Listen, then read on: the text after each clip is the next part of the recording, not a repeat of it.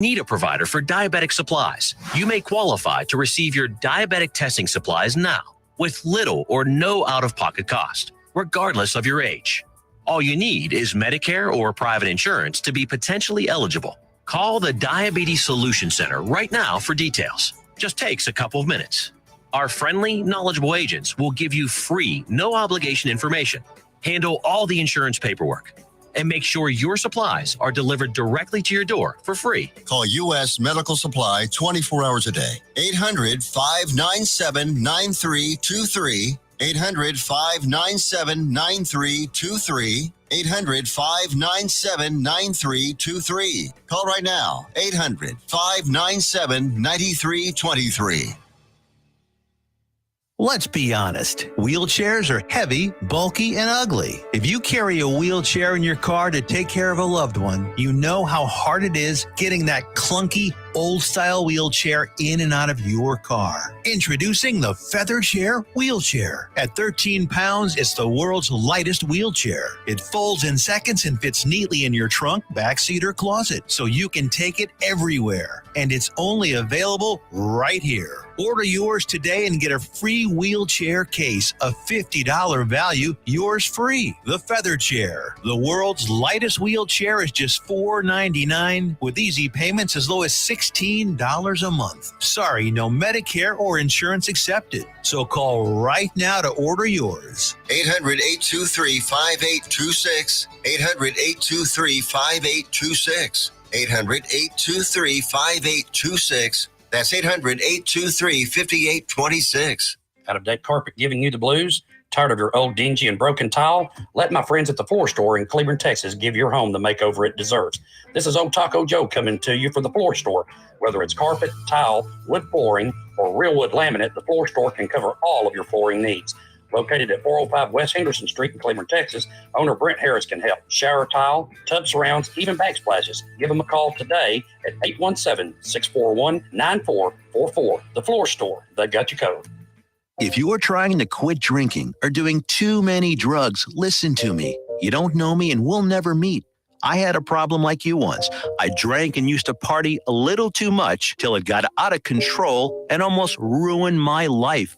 I realized I needed help to fix my problem before it totally destroyed me. If you've tried to fix your drinking and drug problem and you know you can't do it alone, you need to call the National Treatment Advisors. They'll immerse you into a 30-day program to replace your old habits with new habits and totally change your life. And if you have PPO private health insurance, the entire program may be covered. Fix your problem right now before it gets any worse. Get clean. Call now and learn more. 877-247-1581. 877-247-1581. 877-247-1581. Out-of-date carpet giving you the blues? Tired of your old dingy and broken tile? Let my friends at the Floor Store in Cleveland, Texas give your home the makeover it deserves. This is Old Taco Joe coming to you for the Floor Store. Whether it's carpet, tile, wood flooring, or real wood laminate, the Floor Store can cover all of your flooring needs. Located at 405 West Henderson Street in Cleveland, Texas, owner Brent Harris can help. Shower tile, tub surrounds, even backsplashes. Give them a call today at 817-641-9444. The Floor Store, they got you covered.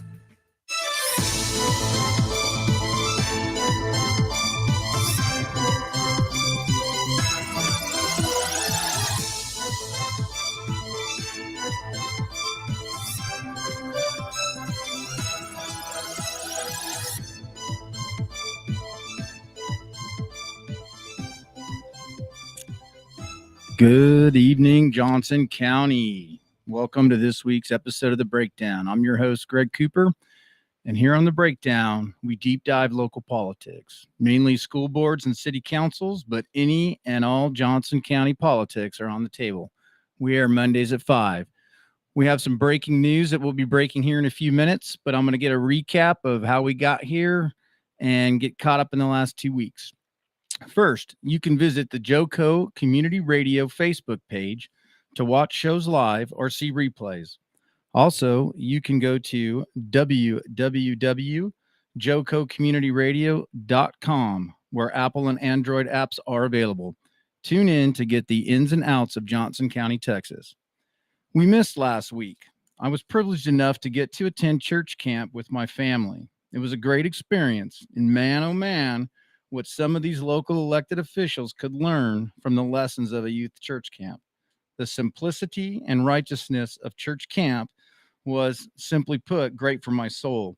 No hidden agendas, no ulterior motives, but most importantly, no self-serving individuals who masquerade behind what is best for children, in the case of the ISDs, or other superficial excuses that bastardize the oath they took when deciding to serve for office. I really appreciated the opportunity to attend. Our society has fallen from accountability in many, many ways. Church camp was a solid reminder of that. How we try to justify what we know is wrong, the bending of rules, not following the intent of the laws, and a self-serving focus on image over what is right was very, very apparent. I will be back to church camp. Back to business. So 2 weeks ago, we called for AC McGehee to resign from the office of mayor of Godley.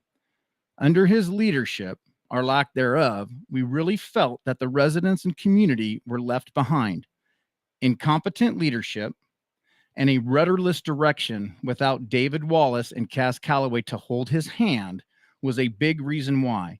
The more Godley paid attention, the more firm in their grounding that the new council got, the more glaring his weaknesses became. The issues with David and Cass were where the city was heading under their leadership. The direction was not true north. There's a lot of baggage left behind in their wake, and the new city council must wade through the dumpster fire of the hand that they were dealt. They need and deserve a lot of grace as they move forward. It is a fluid, rapidly developing situation. Their effort is inspiring, however, forces are still working against them.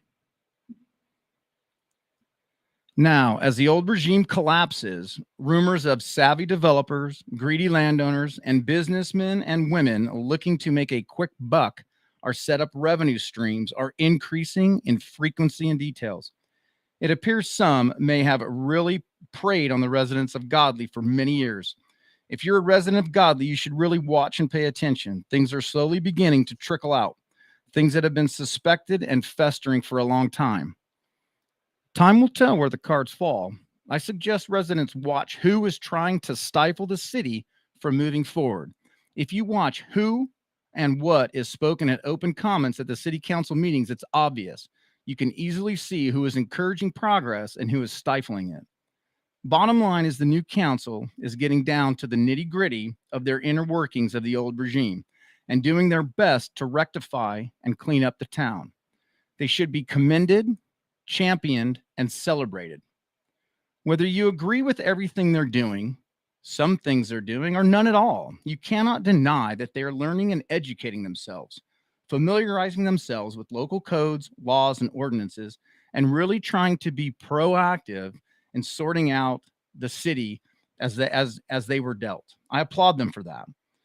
The old council was nothing more than a rubber stamp for Team David Wallace and Cass Calloway. The council is doing exactly what they said they would do if elected, and a lot of other politicians could learn from these elected officials' efforts. Now, leaning into today's episode, and before we introduce today's guest, once again, we're deep diving the inner workings of Godley, Texas. We just can't seem to get it off the docket. It's just too fast moving. Godley's moving at breakneck speed, and it's tough to keep up with. On the breakdown, we do. So again, 2 weeks ago, we called for the mayor, AC McGehee, to resign, and this week we're happy to report that he heeded that call and has effectively resigned.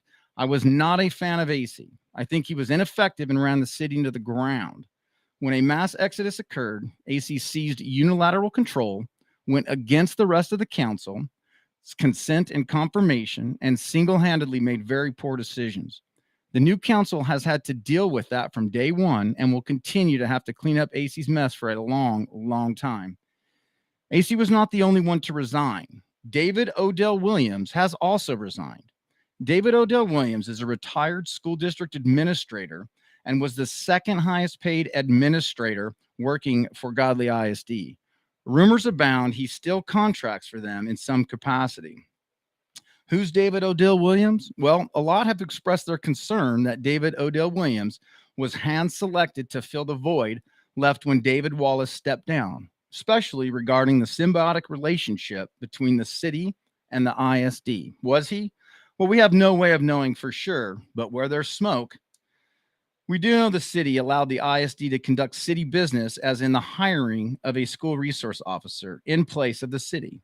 Former Administrator David Wallace, on what amounts to a handshake deal, allowed the ISD to hire and rubber stamp it on behalf of the city. Godley ISD embattled Superintendent Rich Deere wants an ISD police department. He's getting one, and the current school resource officer, per Godley City Council or Godley City Police Chief Cantrell, is the handpicked guy to be named. Again, we asked, what business did a school district have hiring a city cop? Their police department was yet to be certified by TCOL, and the ISD is not experts in law enforcement. Mainly, I feel bad for the school resource officer and his family. He was hired, and his hiring is unfortunately tainted by the process issues. It's not fair to him and his family. Hopefully, he'll do a great job. However complicated, these are stories for another day. We'll be digging into the ISD business in future episodes, I can promise you that. However, for now, back to David Odell Williams. He never campaigned. He never engaged with other candidates at election events. He never debated as others did. He ran on his record as a school administrator. Like Joe Biden, during the campaign, he kept quiet. For most of the campaign, he was rewarded, most likely due to name recognition, using his ISD affiliation to capture a victory in May. Like Biden, he hid in his proverbial basement. If I had voted for David Odell Williams, I would be pissed off, make no mistake about it. Bottom line is he quit. When the going got tough, he blamed everyone but himself, and he quit. He should have never run and never should again. David Odell lasted about 6 weeks, and in basically what amounted to a tantrum of a resignation letter, he also resigned. That brings us to today's episode, and we are calling it Episode 5, David, the Obstructionist Odell, and the Obstacle Left in His Wake. Interesting title. It has to do with the timing of David Odell Williams' resignation and the events that transpired last week. His resignation and the mistakes of the city secretary and city attorney are going to cost the city tens of thousands of dollars, and his action will result in leaving the mayoral seat and a council member seat vacant through November. It will cost the city a ton of money, more than $10,000, probably closer to 15 to 20K. Was it intentional? Only he knows. But the way the events transpired, it leaves a lot of unanswered questions. One must ask, if it smells like a duck, if it walks like a duck, if it talks like a duck, well, it's probably a duck. But before we get into the events and deep dive them, let's introduce this week's guest, Miss Jenn Thompson.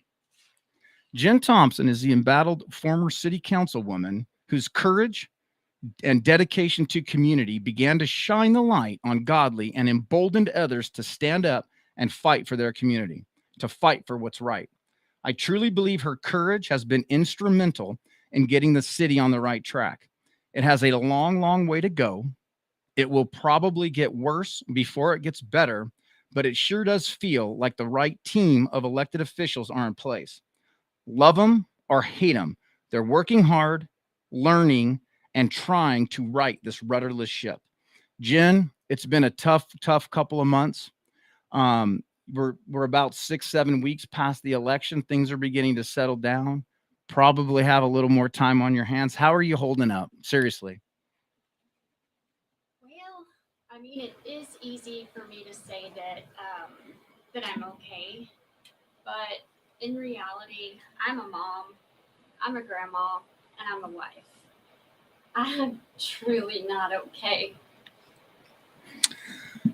I know, Jenn, you've been through a lot, and it's I don't know how to I don't even know what to say. It's been a heck of a road for you. Before we deep dive into the last two weeks of what has gone on in Godley, let's talk about the breaking news. We've been teasing some breaking news.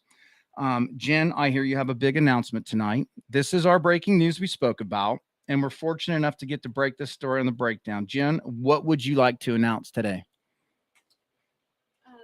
It's with a heavy heart that I'm announcing that I've actually retained counsel.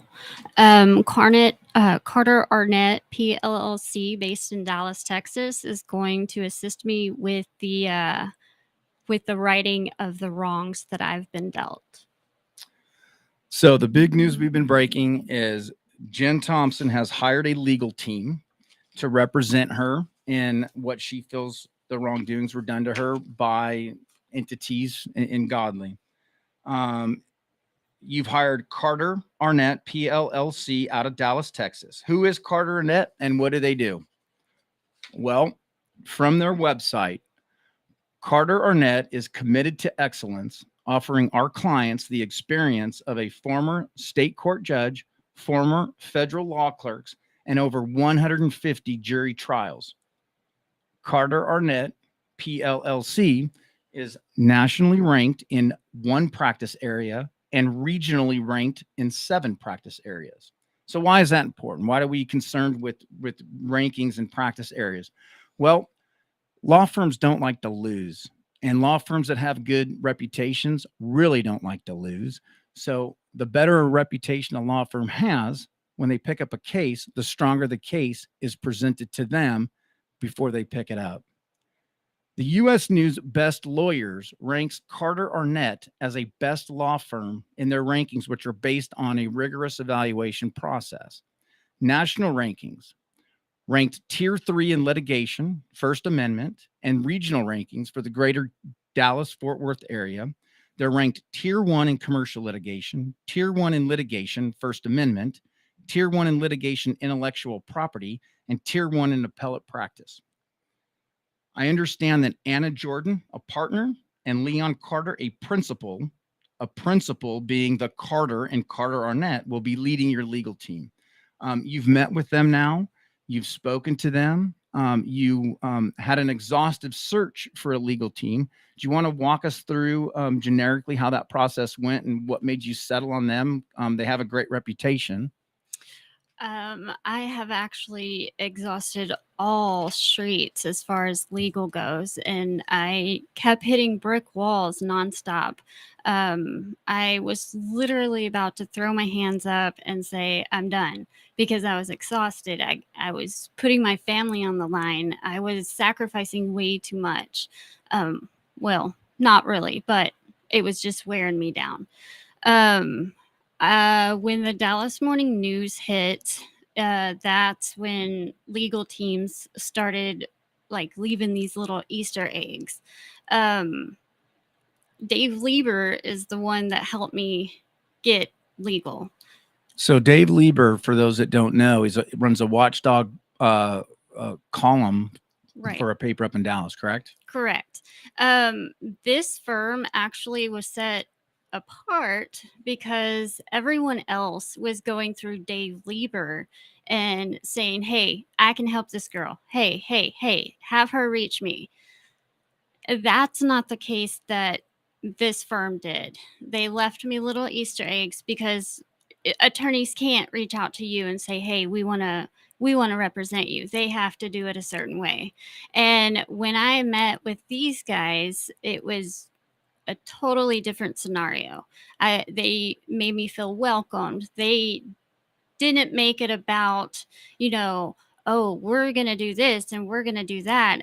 They asked the good questions like, what's the situation? What can we do to help? Those type of questions. It's not demanding like most of the other attorneys. And without getting into too much detail, I understand that the way that you've signed with them is very beneficial to you, and you're not having to come out of pocket with a lot of money here. They're helping you out, and they're doing a great thing. They see a lot of wrongs that were done, and they're stepping up to the plate. It sounds like, is that correct? That's correct. They want justice, and that is their ultimate goal, is to get me justice. And just to revisit this, from what I understand, you had law firms from all over reaching out in one way or another, trying to get their teeth into this. Is that correct? Right. There was at least 60 that I'm aware of.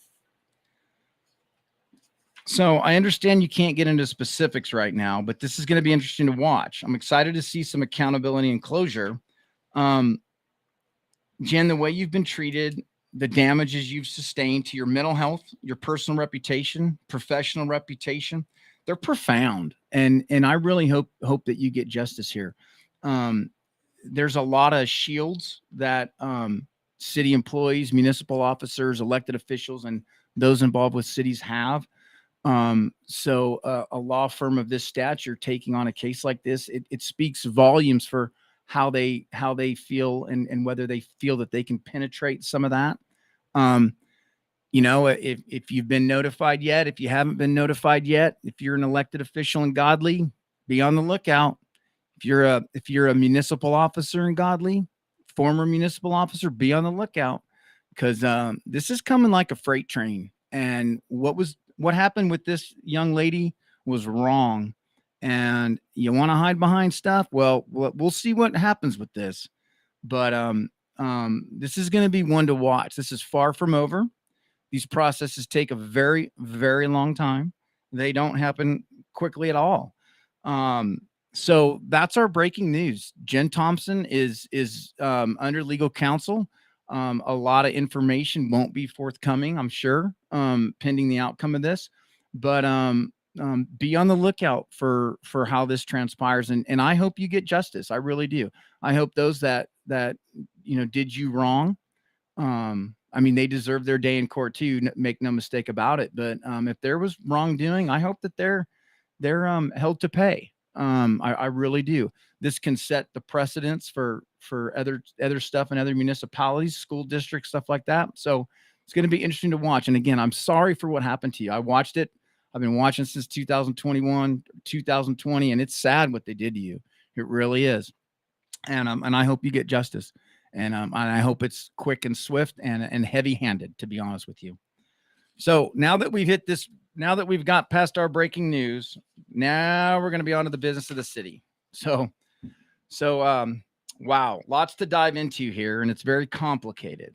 We're going to do our best to explain this to you in the most simplest of way. So we're going to recap the last 2 weeks. Once again, 2 weeks ago, we were asking for AC McGeehee's resignation.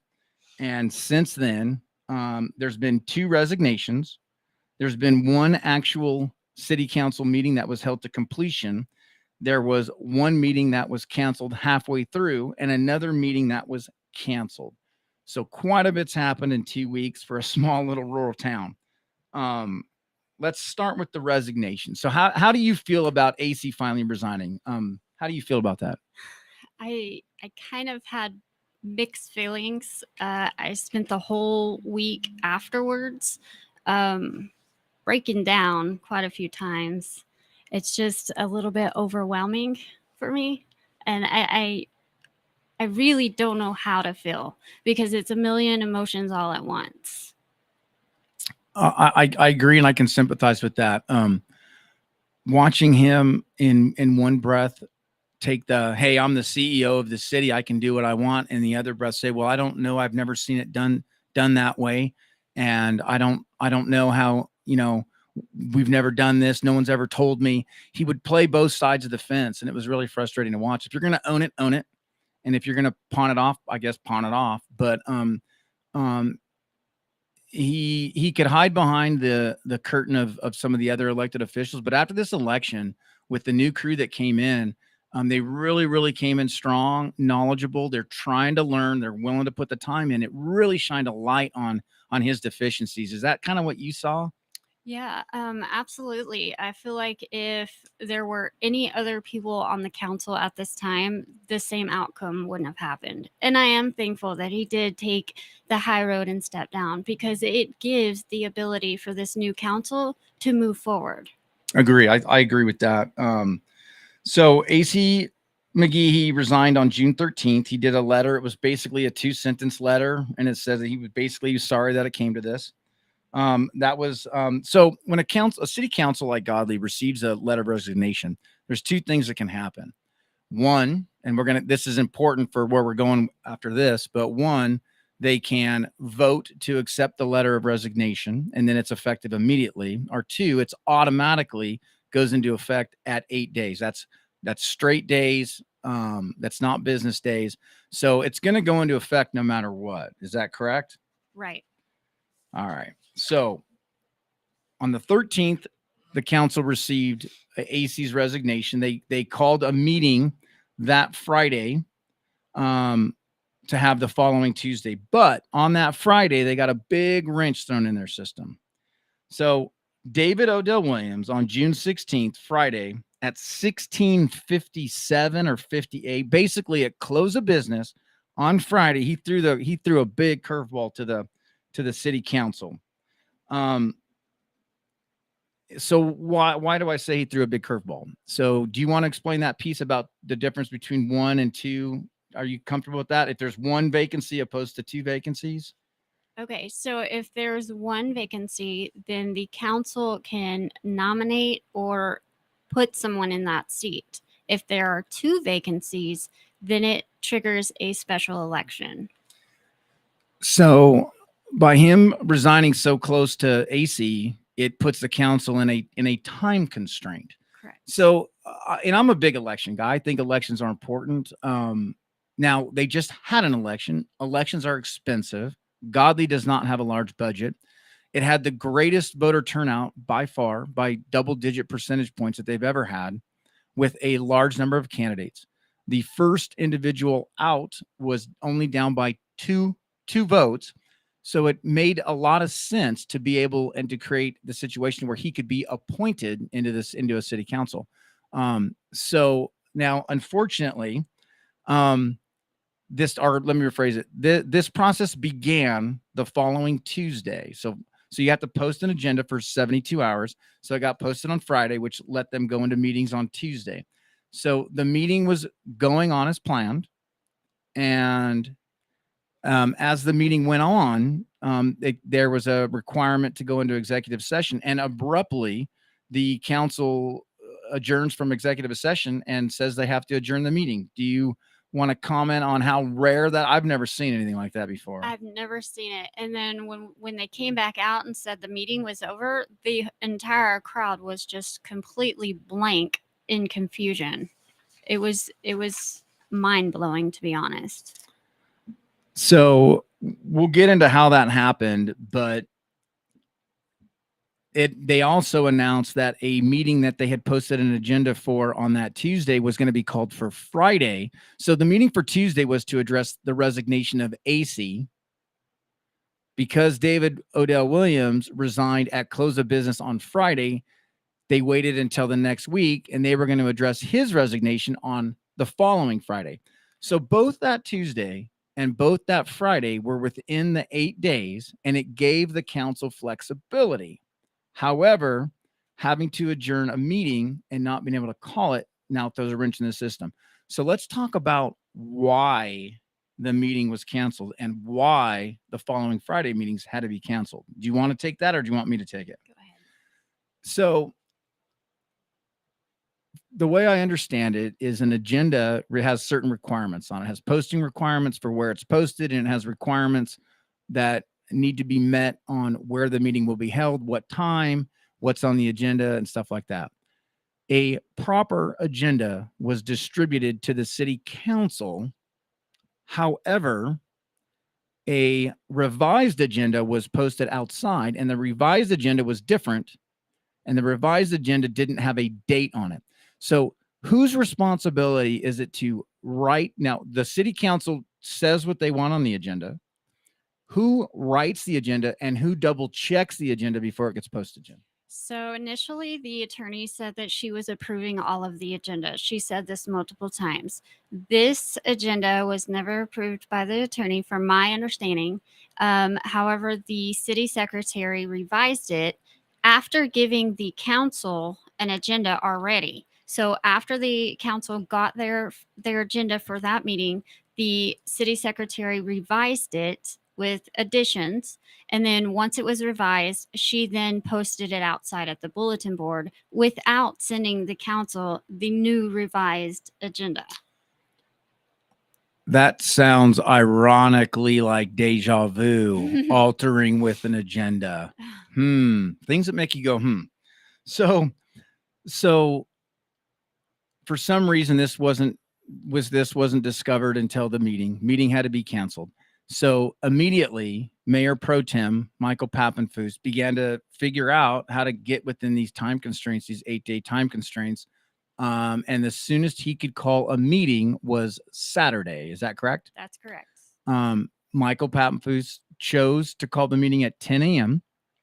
David Odell Williams' letter of resignation was at 16:57:58, which would have given them time. So we're getting ready to go on our break. We'll pick up when we get back. So agenda revised, not valid.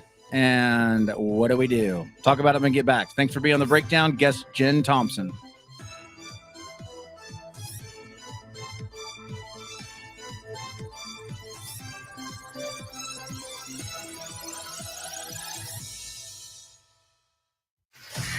Attention all business owners and creative minds. Do you need a unique and personalized touch for your products?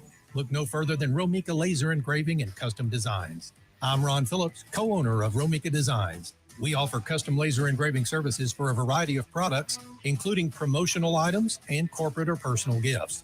With state-of-the-art equipment and a team of skilled designers, we can engrave intricate designs on virtually any material. Whether it's a special message, a company logo, or a custom design, Romika Laser Engraving will help you make your mark.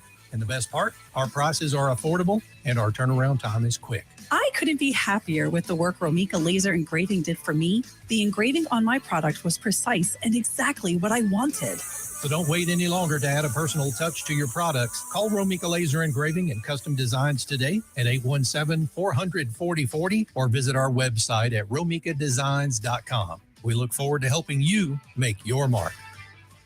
Out-of-date carpet giving you the blues? Tired of your old dingy and broken tile? Let my friends at the Floor Store in Cleveland, Texas give your home the makeover it deserves. This is Old Taco Joe coming to you for the Floor Store. Whether it's carpet, tile, wood flooring, or real wood laminate, the Floor Store can cover all of your flooring needs. Located at 405 West Henderson Street in Cleveland, Texas, owner Brent Harris can help. Shower tile, tub surrounds, even backsplashes. Give them a call today at 817-641-9444. The Floor Store, they got you covered. Out-of-date carpet giving you the blues? Tired of your old dingy and broken tile? Let my friends at the Floor Store in Cleveland, Texas give your home the makeover it deserves. This is Old Taco Joe coming to you for the Floor Store. Whether it's carpet, tile, wood flooring, or real wood laminate, the Floor Store can cover all of your flooring needs. Located at 405 West Henderson Street in Cleveland, Texas, owner Brent Harris can help. Shower tile, tub surrounds, even backsplashes. Give them a call today at 817-641-9444. The Floor Store, they got you covered.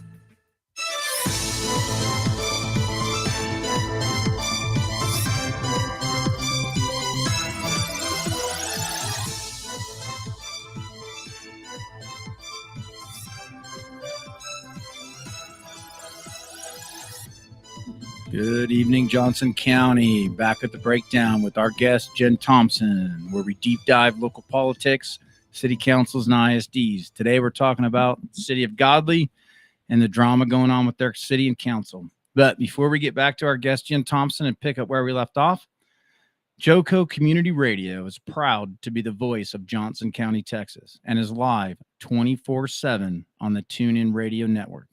TuneIn JoCo.com is the place to find all the ways to listen. That's TuneInJoCo.com.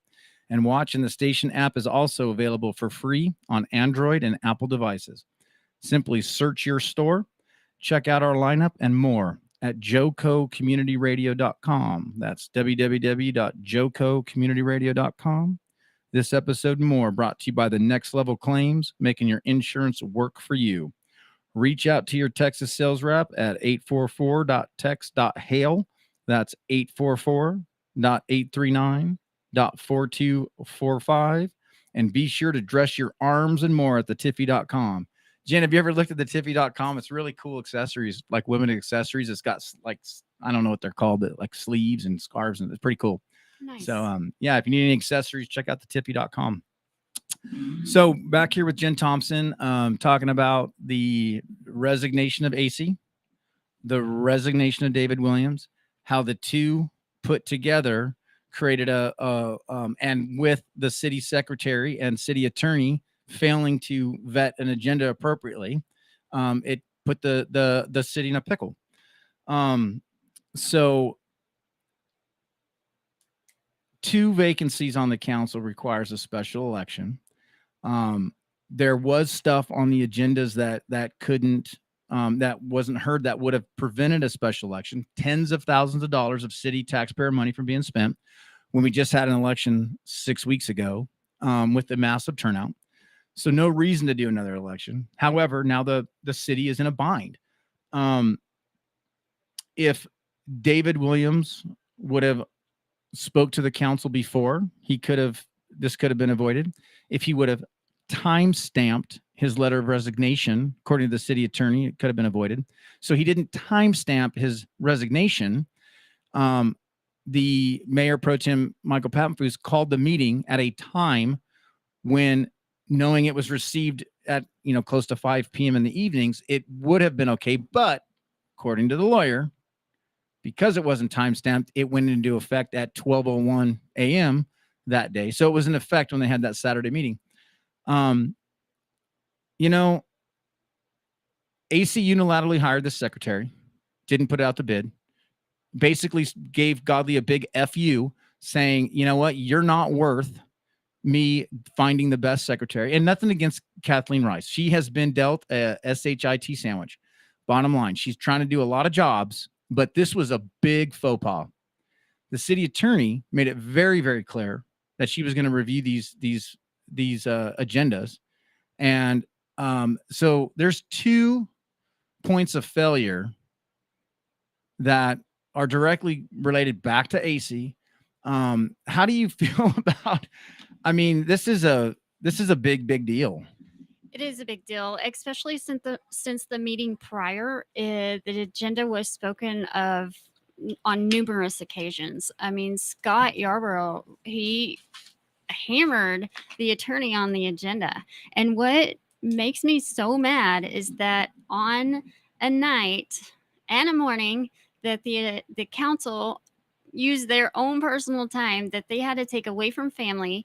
They had I know one of them had an issue and it was an emergency. They literally stopped that emergency to come to the meeting. 2 of them were already there. They spent many hours there, or 3 of them were there. They spent lots of hours there only to cancel it. You can't do that. This is valuable time. We need to move forward. In order to move forward, we need educated people that are not going to make these silly mistakes. Agree. There's been a lot of stuff in the past where people have questioned some of the decision making of who aligns with who. Fiduciary responsibility with the city has not always appeared to be in the forefront.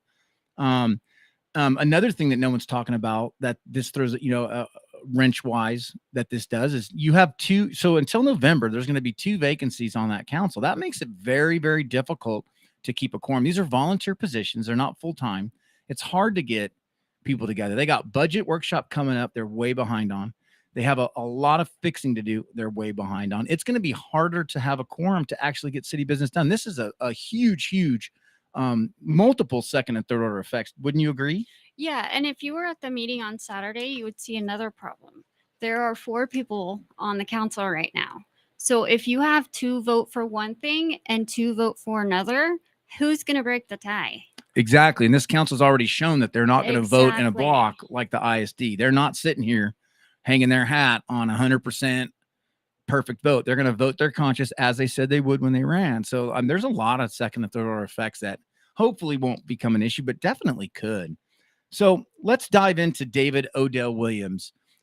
Basically what I'm going to call a temper tantrum of a resignation letter. So Scott Yarborough read it. It was much more detailed than AC's, which was basically just a couple sentences, but it lacked specificity. So number 1, he said that he knew of the many concerns, controversies, and challenges the city had before he got elected. Now I go to just about every city council meeting. I never saw him at one. If he wasn't at very many. No, never I never participated. I never saw him. I saw a lot of the candidates who won their seats there multiple times. Every one of those ones that won were at almost every meeting that I was at. Absolutely. So whether he really knew what he was getting into or not, he didn't put the time in on site, at least like the other candidates did. He said that he knew of the lack of staff and the mass exodus. I think everybody did.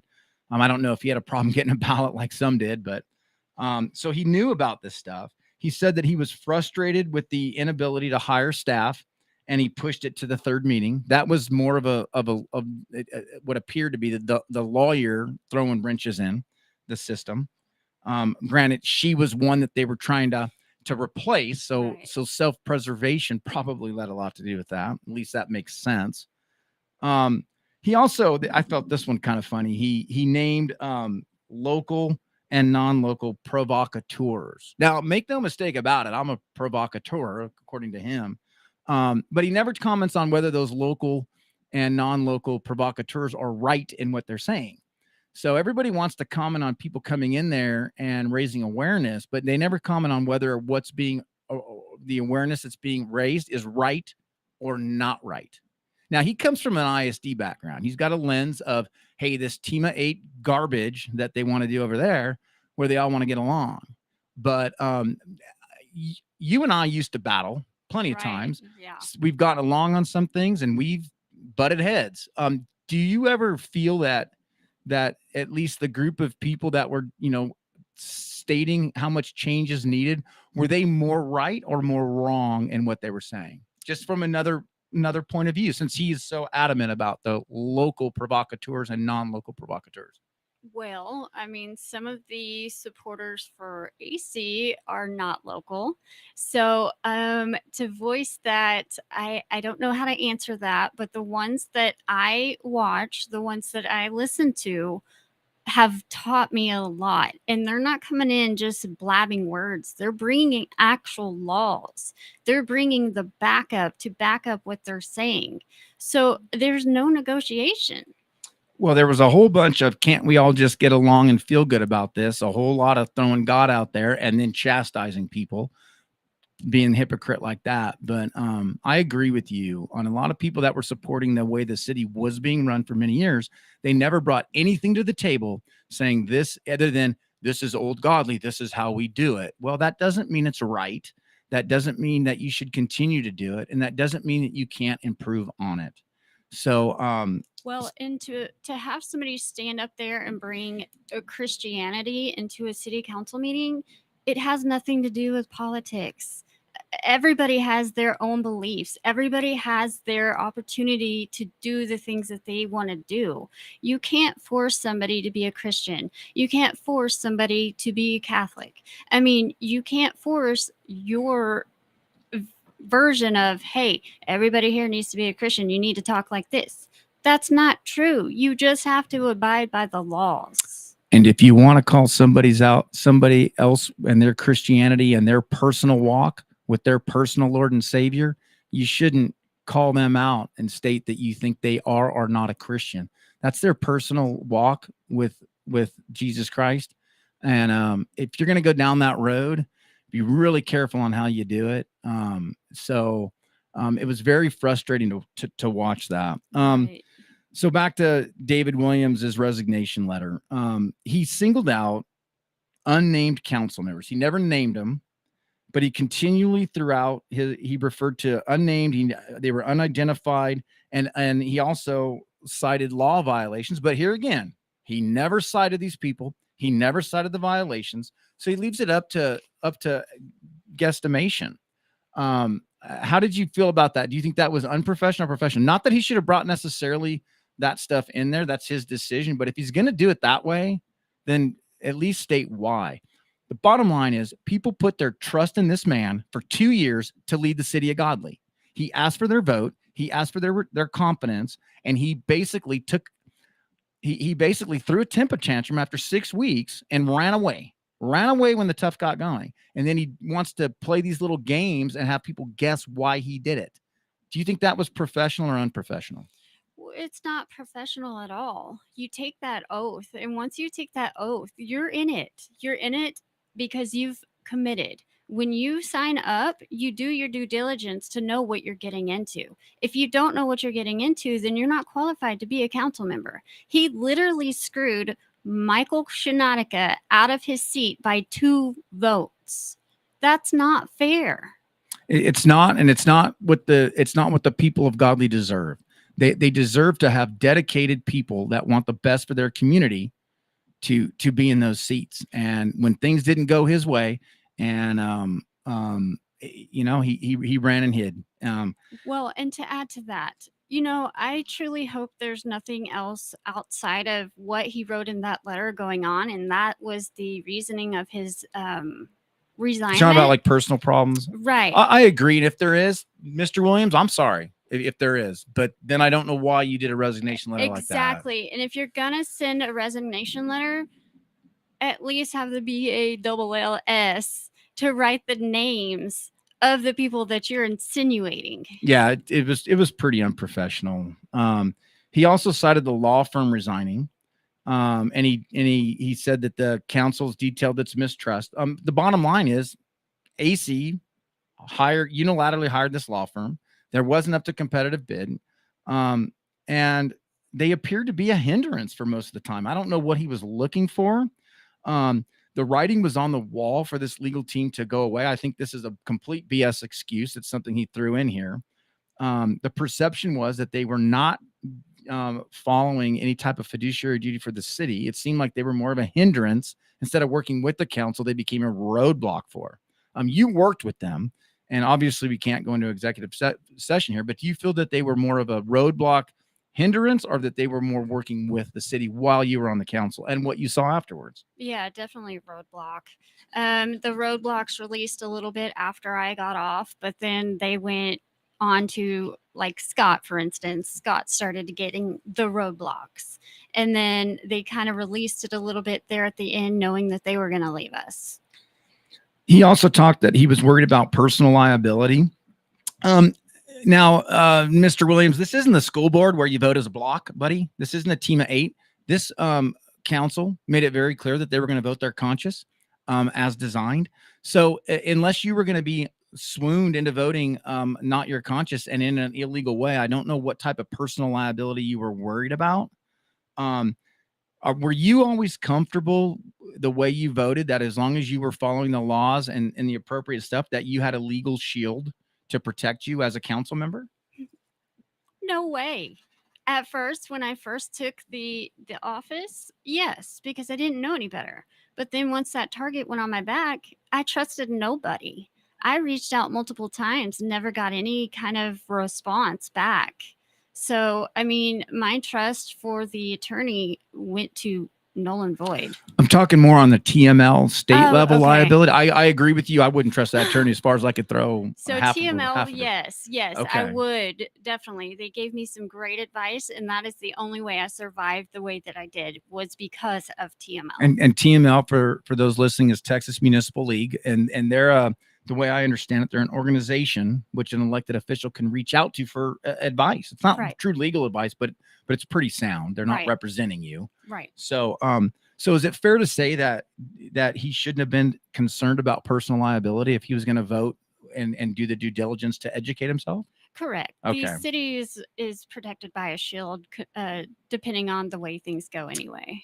Unless they decide to go a little sideways, then that shield can be pierced. What was the name of that law firm again? Anyways, moving on. He said he underestimated the complaints and complexities of the job. Well, he should have put in more due diligence before. He was a 25-year school administrator. School is a much larger employee base. It's a much larger budget. That's a BS excuse too. Like I said, I never saw him at the meetings before. I don't know what he thought he was getting into. Maybe he thought he was going to be like the 2 former ones that weren't reelected, or AC, where they really didn't do anything and they were dependent on listening to somebody else to tell them what to do, because that's how it was run and that's how the school district was run. So maybe he did underestimate it. Shame on him. He should have done more due diligence. So on the meeting that AC was voted for no confidence, Odella was actually rubbing AC's back, trying to consult him. So I find it a little bit ironic that happened. And then he turns in his resignation literally at basically the same time AC did. So, I mean, if he really wanted to be respectful to both the council and the citizen, he could have allotted a little bit of time in there instead of saying, here, I'm going to resign too. That's not okay. I agree. It's like it reminds me of like the schoolyard bully who brings the basketball court and he's not winning in basketball, so he throws a tantrum, takes his ball, and goes home, and ruins the game for everybody else. I thought it was horribly unprofessional. I gave Mr. Williams a benefit of the doubt. A lot of people said that he was going in there to work more for the ISD and work more for the old regime. That was the hot rumor going around town. He never came out and said what he was going to run on. So everyone has to make their own determinations. He didn't really put too much out there. The city was in a bad habit of doing what the ISD wanted without running stuff through the council. That had happened. There's no question about that. Rich Deer's a narcissistic dictator, and he don't like to be told no. And a lot of people thought that Williams was put into place to help the ISD mitigate some of the fallout with David Wallace not being there. I held my tongue on that. I don't anymore, because when there was nothing left that he could do, like I said, he took his ball and went home. Do you think that the ISD is left a little bit holding the bag without somebody in place to really advocate on their behalf, primarily above the city of Godley? The way that they're doing, Kayla, I think that the school board is going to do what the school board is going to do. They're going to find their way around the laws. They're going to find their way around what they want and how they're going to get it. I agree. And for those that aren't aware of what's going on with Kayla, she was elected to school board with a huge voter turnout, huge voter turnout, elected by a solid margin. She ran on the fact that she was going to open up the ISD to free speech, and she was going to let those that were not being heard. And the very first action that the school board took was to enact a law that made it so she could not unilaterally get something on the agenda to be discussed with the public that her constituents wanted to be put on there. And they made it to where 3 would need to do that. And they did it immediately after she was elected, after she ran on opening up the ISD to free speech. So here again, they take the intent of a law and throw it out the window, and they get people to teach them how to work around the intent of a law. This is an elected official, and she's being stifled too. ISD, we're coming for you. Well, your day is coming. I'm letting you know right now. Godley City is a little more important right now, and it's a little bit more fast moving. But ISD, you're not off the hook in this, so get ready. And correct me if I'm wrong, but at that same meeting, didn't 2 of her supporters get trespassed? Yeah, they got notices to be trespassed. So there's a total of 6 people with Godley ISD that have been trespassed for different reasons, and the overwhelming majority of them are around free speech or student safety. Our student safety and them not wanting it to come out. Godley ISD is heavy-handed, and they're going to be a big focus moving forward when things settle down with this show, and they've earned that. So back to David Williams before we get too far off track here, but he also stated that he had little to no confidence in the integrity or character of the people he was working with on the council.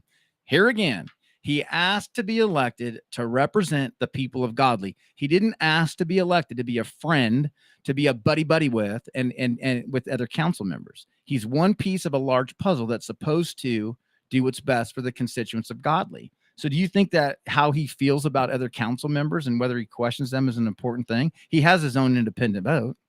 Well, I mean, we all have our own thoughts and feelings about the other council members, but reading this letter, what does it say about his character, knowing that these items are going on, these issues are going on, and he's leaving the other councils in a bind? Like, all these other council members are going to have to work just that much harder, and they've already got a full plate. And more importantly, the citizens of Godley. Exactly. I mean, there's so much effort and energy going in to try to get the city back on track. And he's just throwing another big wrench in it, making it more difficult, another roadblock. Yeah, the going got tough, and he's backing out. He states that he can do nothing to mitigate these issues. Therefore, he has no choice but to remove himself from the situation and resign. He could have stayed and voted how his constituents wanted him to vote, and he could have set the example. And then there's another election coming up in May. If the people of Godley thought that what he was doing was right, he should have taken it upon himself to show them how he was going to do it. And then if the voters wanted to reward him with more like-minded people, that's what would happen. That's what Kayla did. She ran against what the school board was doing, and the voters rewarded her by putting her on there because they believed that she would deliver what she promised. He just took his ball and ran once AC quit. It was terrible. And we needed him to stay, because this is not just a one party thing. This is not a this side and that side. This is a community. We need people with diversity, with different visions, with different thoughts. We need that on the council. Absolutely. Really disappointed. Really disappointed. And he should be ashamed of himself. He threw a tantrum and he took his ball and ran home. So as we're winding down here, we got a few more minutes left. We're going to talk a little bit more about the bad agenda posting. So Mayor Pro Tem Michael Pappenfuss, he posted on his official page. I'm going to read what he posted. And this is great. This is great. School district, city council, continue to communicate with your public like this. There's no questions about what happened. Put out what happened, and it just helps everybody understand this. So, quotes from Michael Pappenfuss. Some of you in attendance and watching online may be wondering what happened tonight. In full transparency, because it is what the citizens deserve, the meeting was abruptly stopped due to a clerical error on a revised agenda. Once I was informed of the issue, I immediately told my fellow council members that the meeting was over due to a potential violation of Open Meetings Act. At that point, the remaining council members came from the back while I stayed back there to contact our attorneys for their advice. They were in executive session. So he's saying how the end of the meeting came up. After further review, the meeting location was not posted on the revised agenda as required by the Open Media Act. So a process thing stopped this. Who knows why the city secretary felt she needed to revise the agenda, and who knows why the council members never received a copy of it. But it is what it is at this point. Here again, he cites the section 551.041, notice of meeting required. A governmental body shall give written notice of the date, hour, place, and subject of each meeting held by the governmental body. Furthermore, the agenda posted for the meeting scheduled for Friday has been removed from the bulletin board at City Hall as well due to the same error. So this happened at the meeting on Tuesday. There was a nut that was to address AC's resignation. The one had already been posted for Friday, which was to address David Williams' resignation. This is what pivoted them to having to call the meeting on Saturday to get people caught back up. Gosh, it's so confusing. Yeah, because both of those meetings prior to Saturday had to be canceled. Yeah, had to be canceled, and they did the right thing. Better. I mean, better safe than sorry. That's what it says. TOMA is frequently abused, and it shouldn't be. And it's good to see that they're taking this seriously. So props to you guys for taking it seriously. Hopefully, you'll get employees and municipal officers that will prevent this from happening again. Educated. Educated. And take their fiduciary responsibility to the city seriously. So lastly, what exactly does this mean? You're probably wondering. Section 551.141, action voidable. An action taken by a governmental body in violation of this chapter is voidable. At this point, no decisions acted upon during this meeting will be enacted or forced, and each item will be revisited at a future meeting that is properly posted. So basically, they were halfway through a meeting. They ended up bringing all these agenda items back on Saturday. And I mean, they were confirming people and doing the business of the city, but we had visitors there ready to go. Yeah. So, it is what it is. Good news out of this, the attorney's gone. They hired a new firm. It's a large firm. I don't know nothing about them. They had a few candidates. Some people are happy with it. Some aren't. City secretary, we'll see. Hopefully she'll clean up her game. 4 out of 6 left. No tie-breaking vote. This is The Breakdown with your guest, Jenn Thompson. We're out till next week where we'll revisit it again. Have a good one. Thank you. From Burleson to Venus and Grandview to Godley, this is the voice of Johnson County, Joco Community Radio.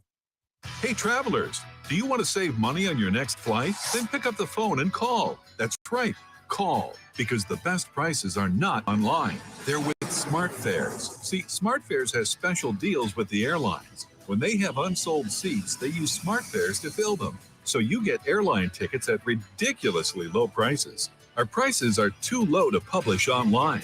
With the extra money you'll save, you can book another trip or treat yourself to dinner or shopping. So stop searching all of those travel sites to find the lowest price on your next flight. Let one of our SmartFares expert travel agents find ridiculously low prices for you. Call SmartFares today and get the best price on your next flight. Guaranteed. Also, save up to 50% off business and first class tickets. 855-325-1820. 855-325-1820. That's 855-325-1820. Have you ever met a single person in your life that enjoys paying taxes? No, no one does. If you can't sleep at night because you have a huge problem with the IRS, I've got some free advice for you. This service is strictly limited to individuals that owe the IRS $10,000 or more in back taxes. And if you qualify, we can guarantee that you won't be writing a big fat check to the IRS, or our services cost you nothing. The first 100 people that call today will get a free tax consultation worth $500. Stop worrying about your IRS problem. We can help you, we promise. Call the tax doctor right now. I mean right now, to learn more. 800-240-4587. 800-240-4587. 800-240-4587. That's 800-240-4587. Why have thousands of aspiring authors teamed up with Christian Faith Publishing to publish their book? Because Christian Faith Publishing is an author-friendly publisher who understands that your labor is more than just a book. We provide authors freedom and flexibility throughout the publishing process, professional book editing, award-winning design, and some of the highest royalty structures in the publishing industry. And as always, you will retain 100% of the rights to your book. I was looking to find a company that I could trust, one that assisted in the editing process completely. The most important qualities that I was looking for was a publisher who was honest and upfront, no hidden costs or fees, and owning the rights to my own work. Christian Faith Publishing will publish, market, and sell your books in all major bookstores, online booksellers, as well as specialty Christian bookstores. Call for your free author submission kit. 800-978-4812. 800-978-4812. 800-978-4812. That's it.